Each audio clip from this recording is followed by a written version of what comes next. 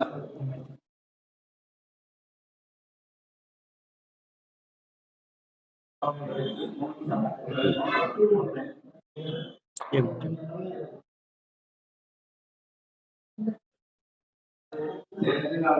कृष्णा।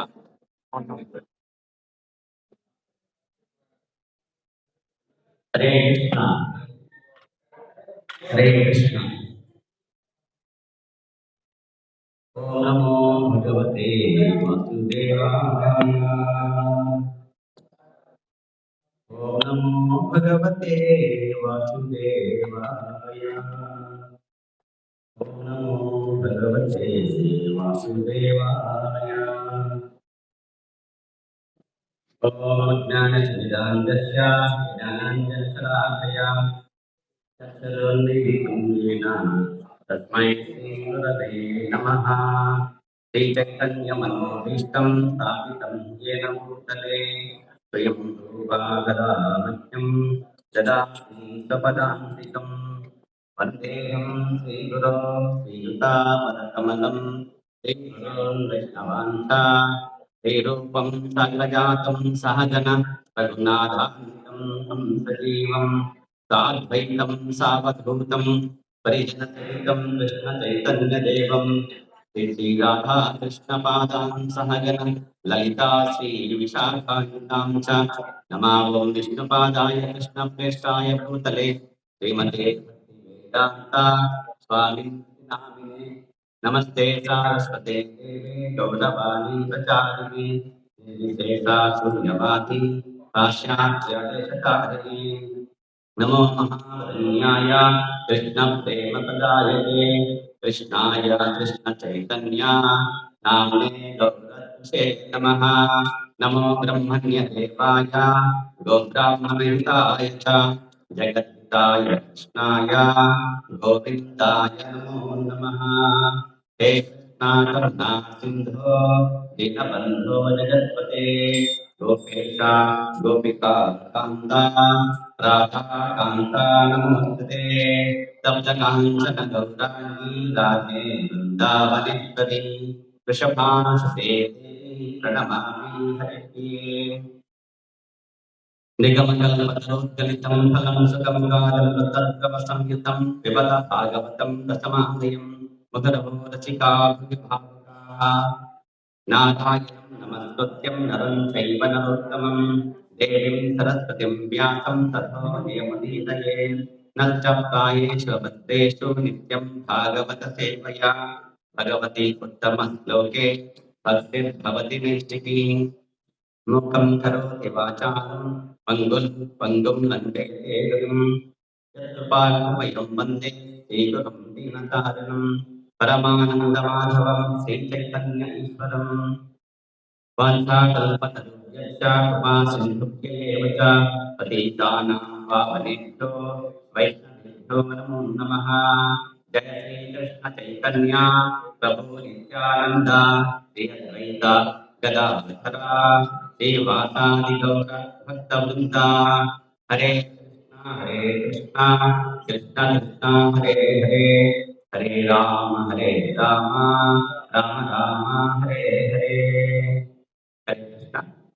నిత్యం భాగవత సేవయ తరగతికి విచ్చేసిన వైష్ణవులందరికీ ఆన్లైన్ ఆఫ్లైన్ వారందరికీ స్వాగతం సుస్వాగతం. మరియు అందరికీ నా ప్రణామాలు, పరిపాలన ప్రణామాలు. అర్హతని నాకు ఈ అవకాశం ఇచ్చిన పరమ పూజ్య శ్రీ జయప్రకాశ స్వామి గురు మహారాజ్ గారికి, దీక్షా గురువుల వారు, తర్వాత శిక్షా గురువులైన పూజ్యశ్రీ ప్రొఫెసర్ చైతన్య ప్రభు, పూజ్యశ్రీ వైష్ణవ కృప ప్రభు, పూజ్యశ్రీ రఘునందన దేవ ప్రభు, పూజ్యశ్రీ విపిన విహారీ రామచంద్ర ప్రభు, పూజ్యశ్రీ వేణుమాధవ ప్రభు, పూజ్యశ్రీ శ్రీనివాస మనోహర్ శ్రీనివాస కర్ణ శ్రీనివాస చంద్ర ప్రభు, శ్రీనివాస సరోజ ప్రభు, తర్వాత జయగోవింద ప్రభు గారికి, పూజ్యశ్రీ జయగోవింద ప్రభు గారికి, పూజ్యశ్రీ రామసేవక మరియు రాజరామ ప్రభువులందరికీ ధన్యవాద ప్రణామాలు. ఇక్కడ అందరికీ వచ్చినందుకు ప్రణామాలు. హరే కృష్ణ. కృష్ణ హరే కృష్ణ. ఓం నమో భగవతే వాసుదేవాయ. ఓం నమో భగవతే వాసుదేవాయ. ఓం నమో భగవతే వాసుదేవాయ. ఓం నమో భగవతే వాసుదేవాయ.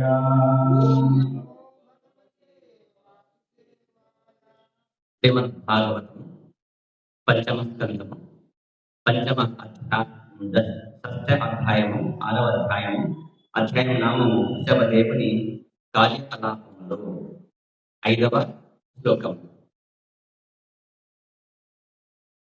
కామః మన్యుః మదః లోభః శోకః మోహః భయః ఆదయః కర్మబంధః చ యత్మూలః స్వీకుర్యాత్ కః ను తత్ బుద్ధః కామో మన్యుర్యథో లోభః శోకమోహా భయాదయః కర్మబంధక్షయన్మూలః స్వీకుర్యాత్ కోం తద్బుద్ధః. భావం తత్ ప్రతిపదార్థం చెప్పండి.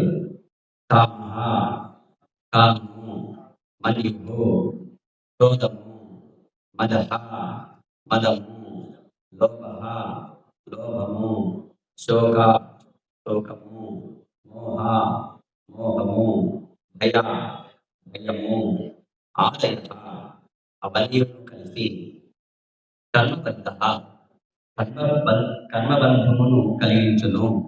చ మరియు మూలః వానికి మూలము స్వీకుర్యా గ్రహించును. కః ఎవడు ను నిస్సందేహంగా తత్ ఆ మనస్సును బుద్ధః బుద్ధిమంతుడైనచో. భావం భాష్యం తెలిపిన భక్తి వేదాంత స్వామి శ్రీల ప్రభుపాదికి. ఇక్కడ భావం చెప్తున్నారు. వృషభదేవుల వారు చెప్తున్నారు. ఇక్కడ వృషభదేవుల యొక్క పరిస్థితిని గురించి సుఖదేవ గోస్వామి ఇక్కడ వివరించినాడు. కామము చెప్పండి. కామము, క్రోధము, మదము, లోభము, శోకము, మోహము, భయములకు మనస్సే మూల కారణము. ఇవన్నీ కలిసి కర్మబంధమును కలిగించును. అయినచో ఏ బుద్ధిమంతుడు మనస్సునందు విశ్వాసముంచును. క్వశ్చన్ మాత్రం అడుగుతున్నాను. క్వశ్చన్ ఇస్తున్నాడు. భాష్యం చెప్తున్నాడు. చూడండి. భావం జరిగిన భక్తి వేదాంత స్వామి ప్రభుపాదికి. భాష్యం చెప్తున్నాడు. మనస్సే బంధములకు మూల కారణము. మనస్సు ప్రధానమైన ఇంద్రియం, జ్ఞానేంద్రియము మొత్తము ఇంద్రియాన్ని అని చెప్పి భగవద్గీతలో భగవంతుడు చెప్పాడు. మనకు తెలిసి మనం సైన్స్ చదువుతాము. జ్ఞానేంద్రియములు 5 అని చెప్పేసి. కన్ను, ముక్కు, చెవి, నాలుక, చర్మం. ఇవి 5. దీనికి తోడుగా మనసు ఒకటి 6. ఇవి దీంట్లో అన్నిటికంటే ప్రధానమైనది ఏది అంటే మనస్సు. మనస్సే అన్నిటికీ మూలం అని చెప్తాడు. ఎందుకంటే మనస్సే భావబంధమునకు మూల కారణము. క్రోధము, మదము, శోకము, మోహము, భయము వంటి పెరుగు శత్రువులు దానిని అనుసరించరు. మనస్సును నిగ్రహించుటకు ఉత్తమోత్తమైన దానిని కృష్ణ భక్తిలో నియుక్తం చేయటయే. సవై మనః కృష్ణ పదారవిందయోః. సవై మనః కృష్ణ పదారవిందయోః. మనస్సును అనుసరించుచు వచ్చేవి భవబంధమును కలిగించును కనుక దాని యందు మనం విశ్వాసమును కలిగి ఉండరాదు. దాని యందు మనం విశ్వాసం కలిగి ఉండరాదు. చూడండి ఇక్కడ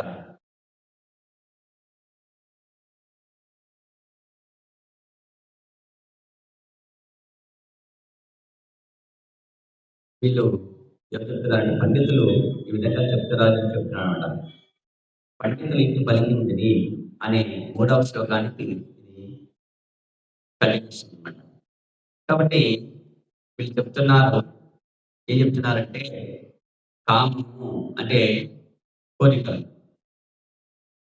కోరికలు అనేవి ఎక్కడి నుంచి వస్తాయని చెప్తే కన్ను ఉంది. ఈ కన్నును ఒక వస్తువుని చూస్తుంది అనమాట, రూపం చూస్తుంది.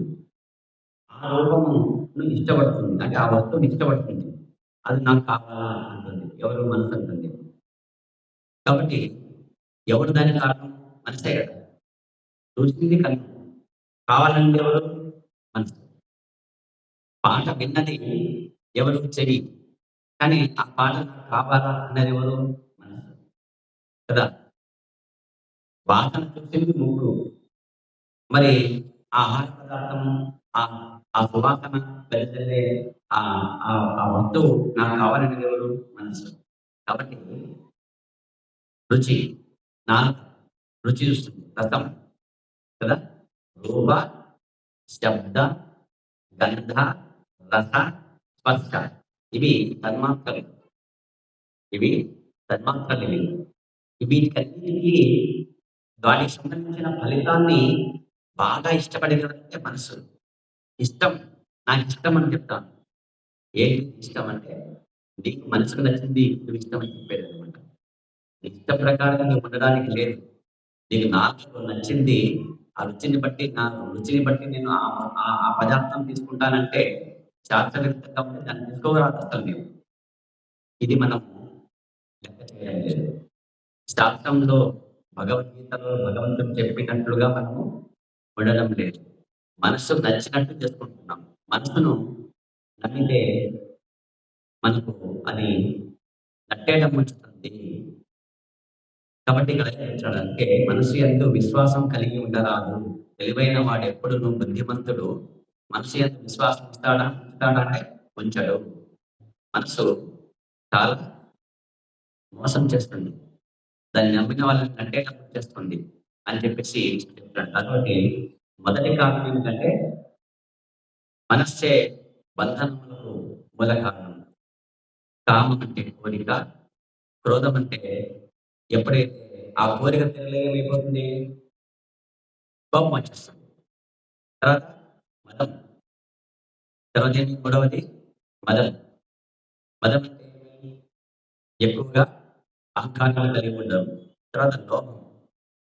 మదం ఎక్కువ నీకు అంటే ఏమి? లెక్క చేయదనమాట. అహంకారం ఎక్కువ ఉంటుంది. ఏమి? నమస్కారం చేయండి, నమస్కారం చేయడం. కూర్చో అంటే కూర్చోడు, నిల్చొని ఉంటాడంటాడు. మదం. ఎందుకుంటుంది మదం కదా. చాలా పోగొట్టినావు, మదం ఎక్కువ నీకు అంటారు కదా పెద్దలు అందంగా. తర్వాత లోభం. లోభం అంటే ఒక వస్తువు ఎక్కువ ఉంటుంది, లేదా డబ్బు ధనం ఎక్కువ ఉంటుంది. ఎంత ధనం ఇచ్చినాడో భగవంతుడు ఎంతో ధనం ఇచ్చినాడు. ఆ ధనాన్ని కృష్ణ సేవలో ఖర్చు పెట్టాలి. లక్ష్మీదేవి ఎవరు? కృష్ణుడి భార్య. ఆమెని ఎవరి సేవ నిమిత్తం చేయాలా? భగవంతుని సేవలో. కానీ చేస్తాడంటే లోభి కదా. లోభి అంటే పిసినారి. చేస్తాడా? చేయడు. ఇంకా కావాలని ఏం చేస్తాడు? బయట తీసుకోతారా? తీసుకోలేదు. కానీ ఇది లోపం ఇది. ఆ తర్వాత శోకం. ఏమవుతుంది? ధనమంతా ఎవరు దొంగలు ఎత్తుకోకపోతే ఏమైపోతుంది? శోకం పెరుగుతుంది. కృష్ణుడి సేవలో నియుక్తం చేయాలి కాబట్టి ఆ ధనము ఏమైపోయింది? ఎక్కడ పంపించాలి అక్కడ పంపిస్తాడు ఆయన. నువ్వు చెప్పింది మిగిలేదు కదా. కాబట్టి శోకం వస్తుంది. తర్వాత మోహం. మోహం అంటే నాది, నాది కదా. మొబైల్ నాది, పోగొట్టుపోయింది ఏడుస్తారు. కాబట్టి మోహం నాది, నాది, నా వాళ్ళు, నేను అనేది మోహం అంటే. తర్వాత భయం. ఎప్పుడు వస్తుంది భయము? ఖచ్చితంగా భయం ఉంటుంది మనకు కదా. మోహం. ఒక వస్తువు నీదైనప్పుడు ఒక పట్ల పట్ల ఒక వస్తువు పట్ల లేదా ఒకరి పట్ల నీవు మోహం ఎక్కువగా కలిగినప్పుడు ఏమి వాళ్ళ పైన వ్యామోహం అంటాం దాన్ని కదా. వ్యామోహం పెట్టుకున్నప్పుడు ఆ ఆ వ్యక్తి దూరం అయితే ఏమైపోతుందంటే భయం కలుగుతుంది అనమాట. ఏం కలుగుతుంది? భయం కలుగుతుంది. వదిలిపెట్టిపోయినారని చెప్పే శోకం వచ్చి భయం ఇవన్నీ కలిగి ఉంటాయి. కాబట్టి వీటికి ఏమంటారంటే దీన్ని అరిషడ్ వర్గములు ఉంటారు. ఏమంటారు? కామ, క్రోధ, మద, లోభ, శోక, మోహ, భయములు అరిషడ్ వర్గాలు. వీటినన్నిటిని జయించమని చెప్పినాడు. వీటికన్నిటి వీటికన్నిటికి మూలం అంటే మనస్సు. ఇవన్నీ ఏం పని చేస్తాయంటే కర్మ బంధనంలో పడేట్లు చేస్తాయి. ఇవన్నీ కలిసి ఏం చేస్తాయి? కర్మబంధమును కలిగించును. కాబట్టి అరిషడ్ వర్గాలు జయించినప్పుడే కర్మబంధం నుంచి ముక్తి పొంది మళ్ళీ పునర్జన్మ రహిత్యమైన మార్గానికి ఆ పదంలోకి పయనిస్తాం మనం. అందుకే ఇవన్నీ కర్మబంధాన్ని కలిగిస్తాయి. కర్మబంధానికి సంబంధించిన కర్మలు మనం చేయకూడదు, బంధన లేని కర్మలు చేయాలి అని చెప్పేసి ఇక్కడ చెప్తున్నారు. అయినచో ఏ బుద్ధిమంతుడు మనస్సునందు విశ్వాసం ఉంచును. ఈ విధంగా కర్మబంధంలో పడేస్తే తెలివైన వాళ్ళు బుద్ధిమంతులు ఎవరైనా కానీ దాన్ని మనసును విశ్వాసం ఉంచుతారా? మనసు పైన ఉంచారు. కాబట్టి మనసు పైన విశ్వాసం ఉంచరాదు. మనసు ఎవరు మాట వింటుంది? మాయాదేవి మాట వింటుంది. మాయ మనసు అంటే మాయ.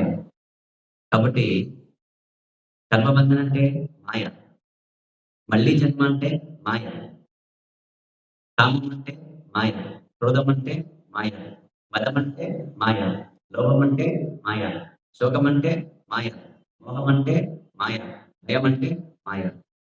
ఇవన్నీ మాయకు సంబంధించినటువంటివే. ఇవన్నీ నీవు గనక మాయాదేవిని ఆశ్రయిస్తే ఇవన్నీ నీకు ఉంటాయి. వీటిలో ఇప్పుడు చెప్పిన వర్గాలన్నీ నువ్వు వాటికి బానిస అయిపోయి ఎప్పుడైతే ఉంటావో నీవు మాయాదేవి పార్టీ నువ్వు వాటిని జయించాలంటే మనం ఏం చేయాలా? కృష్ణుడి పాదాలు ఆశ్రయించాల. అప్పుడు ఇవన్నీ ఉంటాయా? కర్మబంధం ఉంటుందా? ఉండదు. కాబట్టి భక్తియుత ప్రేమతో కృష్ణ సేవ చేస్తూ కృష్ణ చైతన్యంతో మనం ఎప్పుడైతే ఉంటామో ఈ అర్షడ్ వర్గాల్ని మనం జయిస్తాము. అది బుద్ధిమంతుడు చేసే పని. ఎవరు చేస్తారు ఈ పని? బుద్ధిమంతుడు. ఎవరా బుద్ధిమంతుడు? కృష్ణ భక్తుడు. ఎవరా భక్తుడు? కృష్ణ భక్తుడు. ఎవరు భక్తులుగా ఉన్నది? ఎవరా బుద్ధిమంతుడు?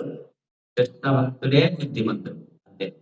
ఇది ఈ శ్లోకం సంబంధించి ఇక్కడ ప్రభుపాదులు చెప్తున్నారు. ఏం చెప్తున్నారు? మనసే ప్రభుపాదులు చెప్తున్నారు ఇక్కడ. అది బాగుంది. ఇప్పుడు భాష్యం ప్రభుపాదులు చెప్తున్నారు. మనసే భవబంధములకు మూల కారణం. భవబంధాలకు మూల కారణం ఎవరు? మనస్సు. క్రోధం, బలం, శోకం, మోహం, భయం వంటి పెరుగు శత్రువులు దానిని అనుసరిద్దరు. వీళ్ళంతా శత్రువులు. అత్యంత మనకి ఏమిటివి? మిత్రుల శత్రువుల? శత్రువులు. మన శత్రువులు దగ్గర ఉండాలి మనము. దృష్టిని చూసి దూరం ఉండాలని చెప్తారు కదా. శత్రువు వాడు. నీ శత్రువు. నీ మేలు చేసేవాడు నీ మిత్రుడు కాదు. నీ మేలు చేసేది మిత్రుడు ఎవరు? కృష్ణుడు కదా. సర్వస్యకాలం హృది సన్నిహిష్టో. నీ మనసులో నీవు జీవాత్మవు. నీ మనసులో జీవాత్మవు నీతోటి కలిసి పరమాత్మ చిరదర్శనం నీతో ఉంటాడు. ఆయన ఎవరంటే మిత్రుడు. ఆయన ఆశ్రయించు. శత్రువు పెట్టుకుంటే చెప్పండి, ఆశ్రయించి చెప్పు. శత్రువుతో కలిసి ఏమైపోతుంది? పతనమైపోతాం, సంబంధంలో ఉంటాం. కాబట్టి మాయ ఎవరు? శత్రువులను కలిగించే మాయ. కృష్ణుడు ఎవరు? మిత్రుడు. మనం వెంటే ఉంటాడు. మనం ఈ దేహంలో ప్రవేశిస్తే ఆయన కూడా మనతో పాటు ఈ దేహంలో ఉంటాడు. మనం ఈ దేహం నుంచి నిష్క్రమిస్తే జీవాత్మలు మనం. ఎవరు మనం? ఈ దేహం మనం. ఈ దేహంలో ఉండే మనసులో ఉండే జీవాత్మలు మనం. ఈ దేహం అమ్మానాన్నది. ఈ దేహం మనం కాదు. ఈ దేహంలో ఉండే జీవాత్మలు మనం పరమాత్మ యొక్క అంశ అందుకే ఆయన వెంటనే ఉంటాడు. మన వెన్నంటే ఉంటాడు. మరి మనస్సు ఎవరిది? ఆత్మ అయితే కృష్ణుడిది. మనస్సు ఎవరిది? మాయది. మనస్సు ఎవరిది? మాయది. మాయాదేవిదది. దాని మాట వింటే ఏమైపోతావు? బంధంలో చిక్కుకొని, కష్టాలు పడి, ఈ శత్రువుల యొక్క చేతుల్లో చిక్కి అష్ట కష్టాలు పడతావు. ఈ కష్టం కట్టెక్కాలంటే నువ్వు ఏ మాట వినాలా? బుద్ధి మాట. బుద్ధి ఎవరు? కృష్ణుడు. కృష్ణుడు ఎవరు? మిత్రుడు, సుహృత్తు. మనం మేలు చేసేవాడు, మన మంచి కోరేవాడు. మాయ మన కీడు కోరేది. కాబట్టి తెలివైన వాడు ఎవరంటే కృష్ణ భక్తుడు. కాబట్టి ప్రభు చెప్తున్నారు, మనస్సును నిగ్రహించుటకు పరమోత్తమ విధానము ఏది అంటే కృష్ణుడు చెప్పినాడు, నా మాయ దాటశక్యం కానిది చెప్పినాడు అర్జునుడు. కృష్ణ, ఈ మాయ నేను అంటే మనసు నా మాట వినడం లేదు, దాన్ని ఎలా నిగ్రహించాలని చెప్పు. నేను గాలిని నిగ్రహిస్తాను కానీ బంధిస్తాను కానీ ఏం చేయలేకపోతున్నా అంటే మనసు అంటే మాయ. మనసు అంటే ఏమి? మాయ. మనసును కట్టడి చేసే శక్తి నీకు కష్టం కృష్ణ నువ్వు చేయలేవు అర్జున. నీవు ఏం చేయాలను? నా పాదాలను ఆశ్రయించిన వాడిని, నా ఆ మనసును ఎవరి దగ్గర పడేయాలా? ఎవరి పాదాల దగ్గర పడేయాలా? కృష్ణుడి పాదాల దగ్గర పడేయాలి అని చెప్తాడు ఇక్కడ. అందుకే మనస్సును నిగ్రహించుటకు ఉత్తమోత్తమ విధానము దానిని కృష్ణ భక్తిలో నియుక్తం చేయటయే. కృష్ణ భక్తిలో నియుక్తం చేయాలి. కృష్ణ సేవ చేయను అని చెప్పాల మనసుకంటే. ఏం చెప్పాల మనసుకి? నిరంతరము నీవు ఏ మనసా నిరంతరం కృష్ణ కృష్ణ కృష్ణ కృష్ణ కృష్ణ కృష్ణ కృష్ణ కృష్ణ కృష్ణ కృష్ణ కృష్ణ కృష్ణ కృష్ణ కృష్ణ అనే చెప్పాలి. అంటే వేరే మాట మాట్లాడకూడదు అని చెప్పాలి మనసుకి. ఇది ఉత్తమోత్తమ మార్గం. కృష్ణుడు నామని తలుచు, కృష్ణ భక్తి చేయి, కృష్ణుడికి భక్తుడుగా, కృష్ణుడికి పూజించు, కృష్ణ సేవ చేయి అని చెప్పాలి. అది చెప్పినాడు కృష్ణుడు. చెప్పినాడు భగవద్గీత చెప్పినాడు కదా, ఇది చెప్పినాడు. మనమనాభవ మద్భక్తో మధ్యాహ్ని మాం నమస్కారం అని చెప్పినాడు ఇద్దరు. అని చెప్పింది ఇదే. కాబట్టి మనస్సును ఎవరి సేవలు నియుక్తం చేయాలా? కృష్ణ భక్తిలో నియుక్తం చేయి. సవై మనః కృష్ణ పదాల విందయో. కృష్ణుడి పాదాల విందములు, పదాల పైన పాదాల దగ్గర పడే మనసు నీది అయిపోయింది. నీ జీవితం ధన్యము, నీ జన్మ ధన్యము. ఈ దేహం తీసుకున్నందుకు, మనిషిగా నీకు పుట్టినందుకు, ఏమి నీ తల్లిదండ్రులకు నీ దేహం ఇచ్చినందుకు వాళ్ళకు సుకృతి, నీకు సుకృతి మోక్షం. ఇది నువ్వు చేయాల్సింది. నువ్వు ఏం చేస్తున్నావు? మాయ మాట వింటున్నావు, మనసు మాట వింటున్నావు. మనసుని ఏం చేస్తుంది? మోసగిస్తున్నది. మోసగారి మాయ. మాయలో పడి, భ్రమలో పడి, భ్రాంతిమయ జీవితంలో నీవు కొట్టు విచారుతున్నావు. నాయన నువ్వు రా, కృష్ణ భక్తి చేయి అని చెప్పేసి ఇక్కడ మనస్సును అనుసరించు వచ్చేటికి భవబంధమును కలిగించును.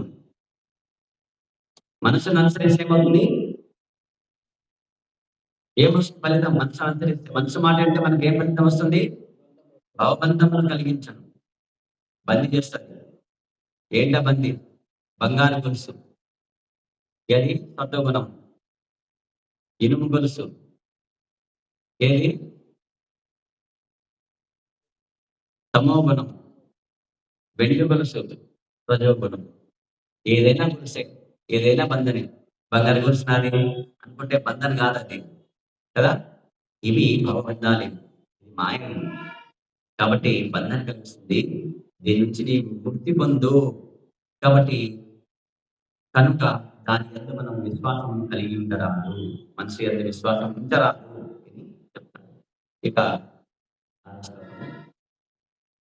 వృషభదేవుడు ఆలోచకము. వృషభదేవుడు విశ్వమునందరి సమస్త రాజులకు, చక్రవర్తులకు ప్రభుత్వమైనప్పటికీ అవధూత వేష భాషలను స్వీకరించి మందుని వలె, బద్ధుని వలె వర్తించెను. తత్ఫలితముగా ఎవరు అతని దివ్య విభూతిని గుర్తింపజాలకపోయింది. ఏ విధముగా దేహత్యాగం చేయబడనో యోగులకు బోధించటకే అతడు అట్టి ప్రవర్తనను చేపట్టాను. అయినను వాసుదేవుని శ్రీకృష్ణ భగవాని అంశగా అతడు తన మూల స్థితి అంటే నిలిచి ఉండెను. ఆ స్థితి అంటే నిలిచి అతడు ఈ భౌతిక జగత్తులో తన లీలలను పరిసమాప్తి గావించెను. వృషభదేవుని అనుసరించుచు ఎవరిని తన సూక్ష్మ శరీరమును విడిచినచో తిరిగి భౌతిక దేహమును గ్రహింపడు. ఆలోచన ఋషులు చెప్తున్నారు. ఎవరు చెప్తున్నారు ఋషులు? ఈ పల్లెలు ఎవరు చెప్తున్నారు? వృషభదేవుడు గురించి చెప్తున్నారు. ఎవరా వృషభదేవుడు అంటే ఆయన మనలాంటి జీవుడు కాదు, పరమాత్మ యొక్క అవతారమైన కృష్ణుడి యొక్క అవతారమైన వృషభదేవుడు. ఈ వృషభదేవుడు ఈ విశ్వమునందరి సమస్త రాజులకు చక్రవర్తులకు ప్రభు అయినప్పటికీ అవధూత వేష భాషను స్వీకరించి మందుని వలె బంధుని వలె వర్తించను. చూడండి, వృషభదేవుడు ఈ విశ్వంకు సమస్త చక్రవర్తులకు రాజులకు చక్రవర్తి, ప్రపంచానికి చక్రవర్తి అన ఎవరు? వృషభదేవుడు. ఆయనకి ఎంతమంది కుమారులు? 100 మంది కుమారులు. అందులో పెద్దవారు ఎవరు? భరత మహారాజు. ఆ భరత మహారాజు పరిపాలించినాడు కాబట్టి ఈ దేశానికి మూలం ఇక్కడి నుంచి ఆయన పరిపాలన చేశారు కాబట్టి రాజధాని భారతదేశంలో పట్టణం ఏర్పాటు చేస్తున్నారు కాబట్టి ప్రపంచానికి చక్రవర్తి చేస్తుంటాం ఆయన. కాబట్టి ఈయన కొడుకు భరత మహారాజు ప్రపంచానికి చక్రవర్తి అయితే తండ్రి ప్రపంచానికి చక్రవర్తి కాడా? కాబట్టి వృషభదేవుడు ప్రపంచానికి చక్రవర్తి అయినా కూడా అవధూత వేష భాషలను స్వీకరించను. పెద్ద కొడుకైన భరత మహారాజు పట్టాభిషేకం చేసి ప్రపంచానికి చక్రవర్తి చేసి తన ఇక వనప్రస్థానికి వెళ్ళిపోయినాడు. బ్రహ్మచర్య, గృహస్థ, వనప్రస్థ, సన్యాస ఆశ్రమాలు ఉన్నాయి కదా. ఆ ఆశ్రమంలో వచ్చేసి వనప్రస్థము లేదా సన్యాసం అని చెప్పుకోవచ్చును. ఏదైతే అవధూత దిగంబరిగా ఉండి ఏమి చేయక ఎవరితో మాట్లాడక మందులు అంటే ఏంటి? మందులు అంటే ఏంటి? అస్సలు మాట్లాడారు. ఏదో తనకు నచ్చినట్టు తను నచ్చినప్పుడు తను మాట్లాడుకుంటాడు, తనలో తను మాట్లాడుకుంటాడు, తను నచ్చినప్పుడు తను ఉంటాడు, తను నచ్చినప్పుడు తను ఏడుస్తాడు. ఇది బద్ధుని వల్లే. బద్ధుడు అంటే ఒకే చోట ఉండిపోతాడంటే ఒకే చోట ఉండిపోతాడు. ఇది కొండ చెలువలాగా ఉండిపోయాడని గత శ్లోకంలో మనం చెప్పుకున్నాం. ఒకే చోట పడుకుంటాడు, అక్కడే తింటాడు, అక్కడే పడుకుంటాడు, అక్కడే కూర్చుంటాడు, అక్కడే పొందుతాడు, అక్కడే భోజనం చేసుకుంటాడు, అక్కడే రెడీ చేసుకుంటాడు. అయినా ఆయన యొక్క మలము ఎంతో సుగంధాన్ని కలిగించేదట. ఆధ్యాత్మికమైనది లేదు, భౌతికమైనది కాదు, దుర్గంధంగా రావడానికి. గోవు యొక్క బలాన్ని మనం ఏం చేస్తాము? గోవు బేడని, గోమయం ఏమంటాం దాన్ని? పవిత్రంగా భావిస్తాం లేదా? దానిలో ఏమైనా చెడు ఉంటాయి. ఇక్కడ ఆ విధంగా ఆయన జడుని వల్లే, మందుని వల్లే, బద్ధుని వల్లే ప్రవర్తించసాగాను. తత్ఫలితంగా ఎవడను అతని దివ్య విభూతిని గుర్తింపజాలకపోయేది. ఎవరైనా అని అక్కడే కూర్చుంటాడు, వంటికి అక్కడే తింటాడు, అక్కడే పడుకుంటాడు, ఎవరైనా పెట్టి తింటాడు లేదు. కాబట్టి అవధూతలాగా ఉన్నాడు ఈయన ఎవరు అని చెప్పేసి ఎవరు గొప్పగా ఆయన గుర్తించలేకపోయినారు. ఆయన ఎవరు పోని అని చెప్పి దూరం పోయేవాళ్ళంతా, అంతే కదా. ఒక చిన్నపిల్లవాడు అక్కడే, చిన్నపిల్లవాడు లేడు చదవలేడు. ఆ పిల్లవాడు 1 పోసినాడు అక్కడే, 2 చేసినాడు అక్కడే. ఎవరైనా పోయి పట్టుకుంటారా? తల్లి అయితే పట్టుకుంటుంది, ముద్దు పెట్టుకుంటుంది, కలుపుతుంది, చేస్తుంది. వేరే వాళ్ళు పోతారు దగ్గరికి. ఆ పిల్లవాడు అడిగినప్పుడు మరి పెద్ద పెద్ద ముసలాయన కదా, ఎంత వయసు అంటే దాదాపు 60-70 ఏళ్ళు పైన ఉంటాయి. ఆ కాలంలో వచ్చేసి 1,00,000 సంవత్సరాల మనిషి యొక్క ఆయుష్ ఎన్ని సంవత్సరాలు? మరి ఎన్ని ఉంటాయో తెలియదు ఆయనకి. ఏం కానీ దిగంబరుడు, బట్టలు లేవు. ఇవన్నీ జుట్టు అట్లే పెంచేసినాడు, గడ్డం అట్లే పెంచేసినాడు, గోర్లు అట్లే పెంచేసినాడు. అవధూత అవతారం అంటే అదే కదా. కాబట్టి తన దివ్య విభూతిని గుర్తింపజాలకపోయేది. ఈ విధంగా దేహత్యాగం ఏ విధంగా దేహత్యాగం చేయాలనో యోగులకు బోధించటకే అతడు అట్టి ప్రవర్తనం చేపట్టాను. యోగులకు బోధించడానికే భగవంతుడు అనే విధంగా దిగంబర అవతారము కదా, యోగి అవతారాన్ని తీసుకున్నాడు. ఎవరు తీసుకున్నాడు? అవధూత అవతారం తీసుకొని అవధూతలకి మొట్టమొదటి అవతారం ఎవరికి? ఆ విధంగా బోధించటకి ఉన్న అవతారం మంచి ప్రవర్తన చేసినాడు ఈయన చెప్తున్నారు. ఆయన వాసుదేవుని అంశగా అంటే చెప్పింది వరకు యాక్చువల్గా సగదే కోసం చెప్పినాడు. ఎవరు చెప్పినాడు? పరిచయ మహాత్మ చెప్పినాడు. ఇదంతా చెప్తున్నాడు. ఆయన చెప్పిన మరి ఎవరు చెప్పినాడు? సుఖ కోసం చెప్పినాడు. ఎవరు చెప్పినాడు? సౌనకార్యంలో నైతికరంగా చెప్పినాడు. ఇది ఒకదానికి ఈ విధంగా వస్తుంది అన్నమాట. కాబట్టి ఆయన ఎవరంటే సాక్షాత్తు భగవంతుడి యొక్క అంశ, వాసుదేవుడు కృష్ణుడి యొక్క అంశ. ఆయన అతడు తన మూల స్థితి అంటే తెలిసి ఉండేను. అయినప్పటికీ ఆయన భగవంతుడు కాబట్టి ఆయన యొక్క దేహం నుంచి వచ్చేవన్నీ ఆయన దివ్యదేహం. ఆయన అవతారం అంటే ఏంటి?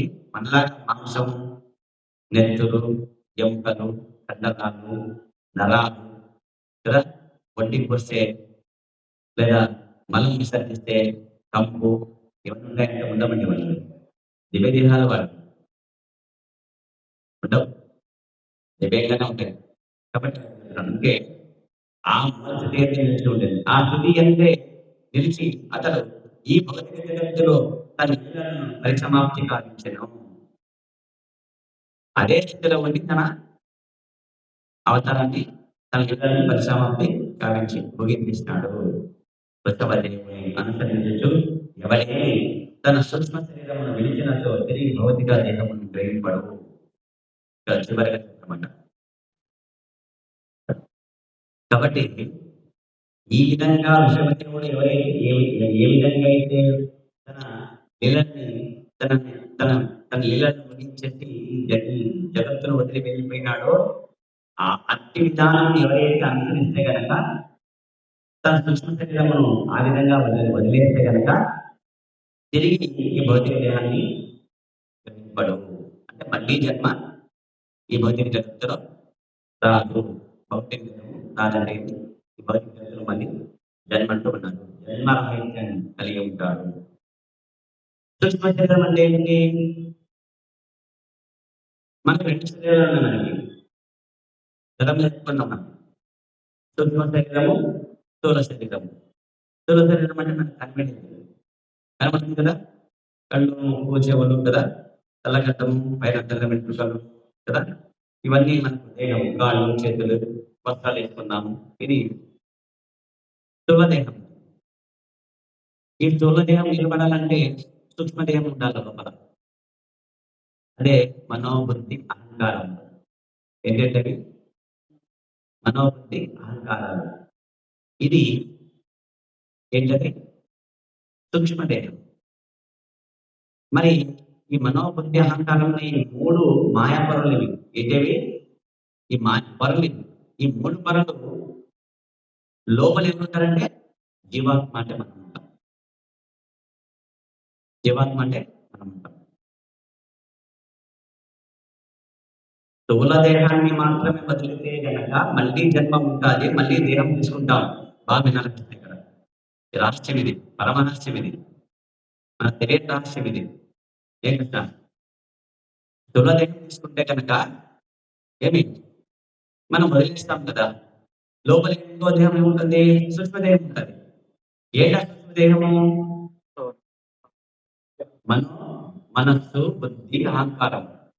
ఈ మూడింటి యొక్క ఆవరణలో పొరలుగా ఉంటాయి. మూడు ఆవరణలు ఇవి. ఈ మూడింటి ఆవరణ లోపల జీవాత్మ అంటే మనం ఉంటాం. అది సూక్ష్మదేహం. స్థూలదేహం అంటే ఏమి? ఈ భౌతిక దేహం. ఏది పంచమహాభూతములు, పంచ ఇంద్రియములు మనసుతో కలిస్తే 6, 5, 5, 6, 11. తర్వాత తన్మాత్రలు ఏంటి? ఏం చూస్తుంది ఇది? కళ్ళు ఏం చూస్తుంది? రూపం, శబ్దం, గంధం, రసం, స్పర్శ. ఇవి 11 అయిందంట, 16. తర్వాత కర్మేంద్రియములు ఇదే చేస్తుంది, మెప్పుతుంది. ఏం చేస్తుంది? తినడానికి. అవునా? 5 ఇంద్రియాలు ఉన్నాయి. ఇదేం చేస్తుంది కదా? 5 కర్మేంద్రియాలు కాబట్టి కర్మ పని చేసేది. అది అన్నం ఇస్తుంది. ఇది చేతులు, కాళ్ళు, ఒకటికి పోసేది, చెడ్డు చేసేది, ఇవన్నీ కలిసి 5 కర్మేంద్రియాలు. ఎన్నాయి? 16 5 20. తర్వాత మనసు అందులో వచ్చేసింది, 20లో ఉంది. అహంకారం, బుద్ధి, ఇంకొకటి ఏం చెప్పండి? అవ్యక్తం. ఇంకోటి ఏంటి అవ్యక్తం? అవ్యక్తం అంటే 3 ఉన్నాయి. అవ్యక్తాలు 3 రకాలు. సత్వ, రజో, తమో గుణములు. ఇవి అవ్యక్తం కింద వస్తాయి. ఈ 24 అంశాలని మనం ఏంటంటే స్థూల దేహము అంటారు. ఏమంటాము? స్థూల దేహం. ఇది వదిలేస్తే సూక్ష్మదేహంలో దేవుడు ఉంటాడు. అప్పుడు మనం చేసిన కర్మను బట్టి ఏమని వస్తారు? రారాయి అంటారు. నరకానికి పోదాం రారాయి అంటాం, వెళ్తాం. ఏ దేహంతో వెళ్తాము? సూక్ష్మదేహంతో వెళ్తాం. ఆ సూక్ష్మదేహంలో ఏమేమి ఉంటాయి? మనోబుద్ధి, అహంకారం ఉంటాయి. వాటితో మన జీవాత్మ వెళ్ళిపోతుంది నరకానికి. ఆ దేహానికి, ఆ సూక్ష్మదేహానికి ఒక ప్రత్యేకమైన దేహం ఇచ్చేసి దానికి నరకయాత్మలు మనం చేసిన పాపల యొక్క కర్మలకి కడిగేదానికి యమధర్మరాజు మొత్తం అంతా ప్లాన్ వేసి పెట్టాడు కదా. 28 నరకాలు వెళ్ళేస్తాడు మన కోసం. ఎన్ని నరకాలు? 28 నరకలోకాలు. ఒకటే రూపం కాదు, ఒక చోటే కాదు. మనం ఉంటుంది కదా. కాబట్టి ఆ విధంగా చేసేసి ఆ తర్వాత ఇంకా కొద్ది మిగిలిన పాపాని కోసము దానికి తగినట్టు ఇంకొక దేహం ఇస్తారు. 10 దేహంలో నువ్వు 10 చేయలేదు, హరే కృష్ణ కదా. హరినామం కలిగిన వాడికి మంచి దేహం వస్తుంది. పలకలు కొడికే అంట. నరకానికి పోయేది ఎవరు? యమధర్మరాజు ఏం చెప్తాడు? యమగంటలతో ఎవరైతే హరినామం చెప్తారో, ఎవరైతే తిరగం కదా, కంఠమాల పెట్టుకుంటాడు. మధ్యలో పొద్దునైనా దండం పెట్టి పక్కన 3 సార్లు 10 సార్లు అజామైన ఉపాఖ్యానం తర్వాత అవసరం ఉంటుంది. కాబట్టి సూక్ష్మదేహము ఎప్పుడు మనకు ముక్తి కలుగుతుందంటే, ఎవరైతే సూక్ష్మ శరీరమును విడిచినచో తిరిగి భౌతిక దేహమును గ్రహింపడు. ఈ దేహాన్ని కూడా ఎప్పుడు విడుస్తామంటే కనుక మనం కృష్ణ భక్తి చేస్తేనే ఈ సూక్ష్మదేహం కూడా ఇక్కడ వదిలేస్తాం. జీవాత్మ మాత్రమే వెళ్ళిపోతుంది. ఎక్కడికి? పరమాత్మ దగ్గర ఉండే ఆధ్యాత్మిక జగత్తులో ఉండే వైకుంఠములకు లేదా గోలోక బృందానికి వెళ్ళిపోతుంది. మన ఇల్లు అది. ఈ భౌతిక జగత్తు చీకటి ఆకాశం, భౌతిక జగత్తు కానీ కాదు. ఇక్కడ ఇక భాషను చెప్తున్నాడు ప్రభుపాదుడు భగవద్గీతలో 4వ అధ్యాయం జన్మ కర్మ చర్యం ఏవం యోగేతి తత్వతః త్యక్త్వా దేహం పునర్జన్మ నైతి మామేతి సోర్జున. ఓ అర్జున, నా జన్మము మరియు కర్మల దివ్యత్వము ఎరిగిన వాడు శరీర త్యాగము పిమ్మట తిరిగి ఈ భౌతిక జగమున జన్మింపక నా శాశ్వతమైన ధామమునే పొందగలడు. చూడండి, సూక్ష్మ శరీరాన్ని పిలిచిన వాళ్ళు ఎక్కడికి వెళ్తారు? కృష్ణుడి దగ్గరికి వెళ్తారు. ఎందుకు వెళ్తారైనా? ఆ జీవుడు ఏం ఎరిగి ఉన్నాడు? ఏం తెలుసుకోవాలంటే జన్మ కర్మ చమేయం యో ఏవం యో వేత్తి తత్వతః త్యక్త్వా దేహం పునర్జన్మ నైతి మామేతి సోర్జున. నా జన్మలు, నా కర్మలు, నా లీలలు, నా నామము, నా గుణములు, నా కథలు, నా భక్తులైపోయి ఎవరైతే చెప్పుకుంటారో, ఎవరైతే తెలుసుకొని ఉంటారో అట్టి వాళ్ళు ఈ పరమసత్యమనే తత్వాన్ని ఎరిగి ఉంటారో వాళ్ళు దేహం విడిచిన తర్వాత పునర్జన్మ లేకుండా ఉంటుంది. మళ్ళీ జన్మ ఉండదు వాళ్ళకి. మరి వాళ్ళు ఎక్కడికి వెళ్తారు? వైకుంఠం గోలోకృతానికి నా దగ్గరకు వస్తాను. అది నా ధామమే పొందగలరు. శాశ్వతమైనది ఏదంటే భగవద్ధామం. భౌతిక జగత్తు అశాశ్వతం. ఒక ఈ బ్రహ్మాండాలన్నీ కారణగత స్థాయి విష్ణువు యొక్క దేహంలోకి వెళ్ళిపోతాయి. ఈ బ్రహ్మాండం లోపల వెళ్ళిపోతుంది. ఆయన దేహం అక్కడికి వెళ్ళిపోతాయి కదా. మధ్యలో పోతాయి. అంటే ఇవన్నీ భౌతిక దేహమును, ఈ మహత్వము ఏమి ఇవన్నీ ఎక్కడ వచ్చినాయండి? మధ్యలో వచ్చినాయండి. మధ్యలో పోసిందే ఏదైనా సరే మనం కూడా అంతే కదా. మధ్యలో వచ్చినాం, మధ్యలో వెళ్ళిపోతాం. అంటే శాశ్వతంగా ఉంటామా? ఉండవు. కాబట్టి మనుషులు శ్రీకృష్ణ భగవాన్ నిత్యదాసుడు అయినప్పుడు ఇది సాధ్యపడను. ఏ కృష్ణ, ఇది సాధ్యపడాలంటే ఏం కావాలి? మనుషులు నిత్యదాసుడు అయి ఉండాలి. ఎవరికి? కృష్ణదాసుడు. సూర్యుడు ఎవరు? కృష్ణదాసుడే. చంద్రుడు ఎవరు? కృష్ణదాసుడే. ఇంద్రుడు ఎవరు? కృష్ణదాసుడే. అగ్ని ఎవరు? కృష్ణదాసుడే. అందరూ మనం కూడా కృష్ణదాసుడే. కానీ ఒక దాసుడు ఇంకో దాసునికి దాసుడు కావడం మంచిదా? వాళ్ళు దాసుడే కదా. నువ్వు ఇప్పుడు ఎవరికి పూజ చేస్తున్నావు? కృష్ణుడికి భక్తులు కాకుండా వేరే భక్తుల నామాలు. ఉదాహరణ ఎగ్జాంపుల్ సాగరం నిజంగా. ఇప్పుడు నీవు కృష్ణుడి భక్తులు కాకుండా గతంలో ఎవరికి పూజ చేసినావు నువ్వు? తెలివి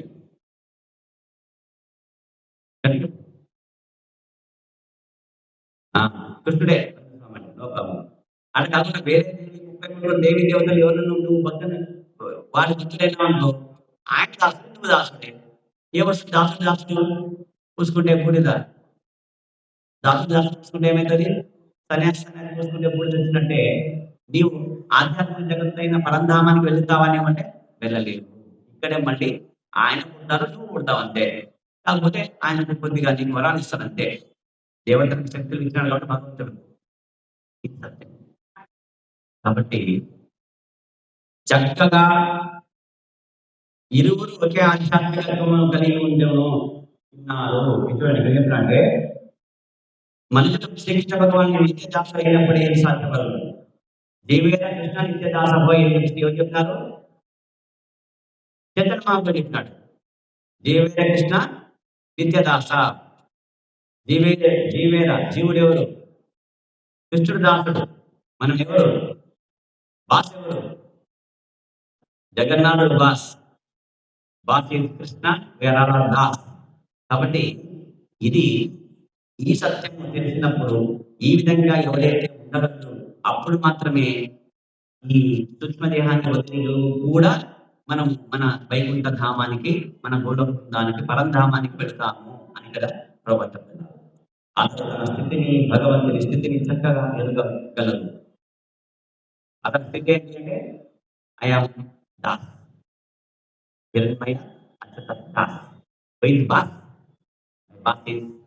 దేవాది దేవుడు శ్రీకృష్ణ భగవానుడు. ఇది ఎదిగినప్పుడు మాత్రమే చక్కగా అప్పుడు మాత్రమే ఇది సాధ్యమవును. ఏది సాధ్యము? గోలోకృతానికి పోవడానికి సాధ్యమవుతుంది. సాధ్యమవుతుంది. ఎక్కడ సాధ్యం? అతడు తన స్థితిని భగవంతుని చక్కగా ఎరిగినప్పుడు మాత్రమే ఇరువురు ఒకే ఆధ్యాత్మికతను కలిగి ఉన్నారు కదా.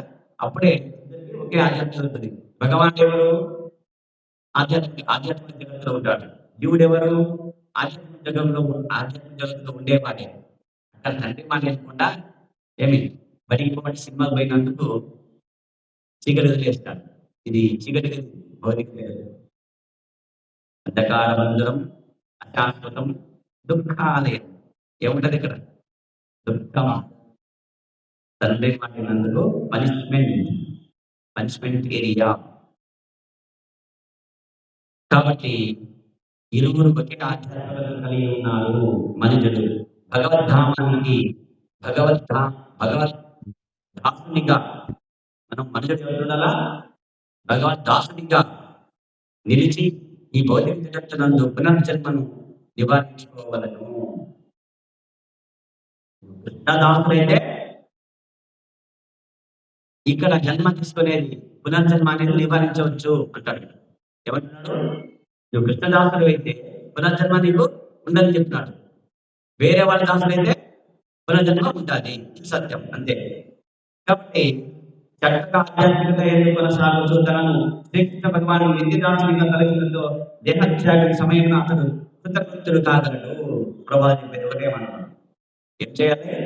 చక్కగా ఆధ్యాత్మికత కొనసాగి ఏమి నేను ఒక ఆత్మని, పరమాత్మ యొక్క దాసుని అని చెప్పి కృష్ణుడే నా భగవానుడు, నేను ఆయన నిత్యదాసుని అని తలుస్తూ దేహత్యాగం చేస్తే అనగా మనం కృతకృత్యులు అవుతాము. అంటే ఏమి? మన సూక్ష్మదేహము కూడా మమ్మల్ని వదిలేస్తుంది. భౌతిక దేహము స్థూల దేహము వదిలేస్తుంది, సూక్ష్మదేహం వదిలేస్తుంది. అప్పుడు విడుదల అవుతుంది. ఏది విడుదలయ్యేది? జీవాత్మ. అప్పుడు ఎక్కడ పొందప్పుడు బందీ లేదు కదా. బంధనం లేదు. విడుదలైపోయినప్పుడు కర్మలని తొలగిపోయి సుకృతి కలిగేసినందుకు, కృష్ణ సేవ చేసినందుకు, కృష్ణ భక్తుడు కాబట్టి కృష్ణ కథలు ఇవన్నీ కంఠమాల వేసి ఇవన్నీ కృష్ణ సేవ చేసినందుకు, మృదంగం కొట్టు కీర్తన చేస్తూ ఇవన్నీ భగవంతు సేవ చేసినందుకు మనం పరంధామం కదా, కృష్ణుడు గొడవకండి. ఏమైనా డౌట్ సందేహములు, సూక్ష్మదేహం స్థూలదేహం రెండు నుంచి బయటపడినప్పుడు మాత్రమే మనం జీవాత్మలైపోయి ఆధ్యాత్మిక జగత్తు అయిన గోలోక బృందానికి ఇక్కడ ఆకాశం నుంచి వెలుగు ఆకాశానికి వెళ్ళిపోతాము.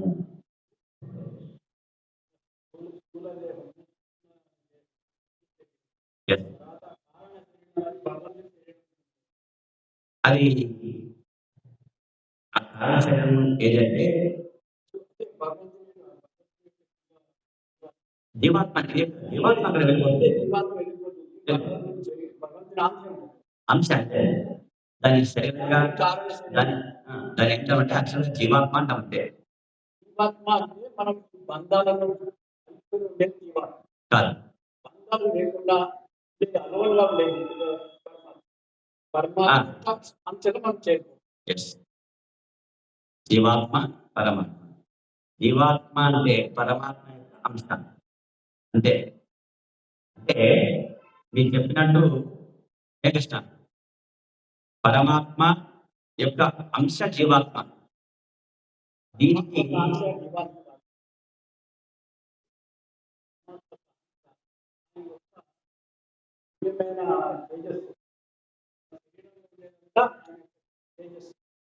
అదే మరి జీవాత్మ అంటే అంశ.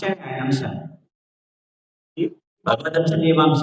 జీవాత్మ అంటే దానికి శరీరం ఉండదు. దానికి ఉండదు. అంటే జీవాత్మ అన్నప్పుడు ఈ బంధాలను కలుపుకొని జీవాత్మ. తర్వాత స్థూల దేహం అన్నప్పుడు యొక్క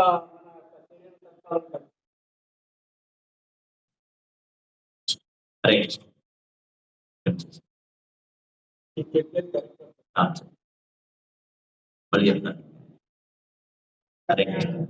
పశ్చాత్తాపం చేశాక పాసిందుకే శాంతిదానం పంపించు వైష్ణవుడు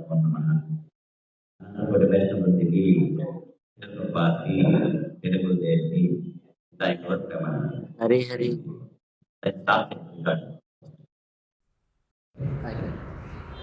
దీన్ని కారణ శరీరం అంటారు. శరీరం లేదు ప్రభు ఇంకా కాదు కారణ కారణ శరీరము కారణ అంటే ఇప్పుడు జీవాత్మ ఎట్లా ఉన్నాడో జీవాత్మనే ఇంకంతే ఇంకా శరీరం లేకుండా ఉండేదే జీవాత్మ అంటే కారణభూతుడైన పరమాత్మ. ఎస్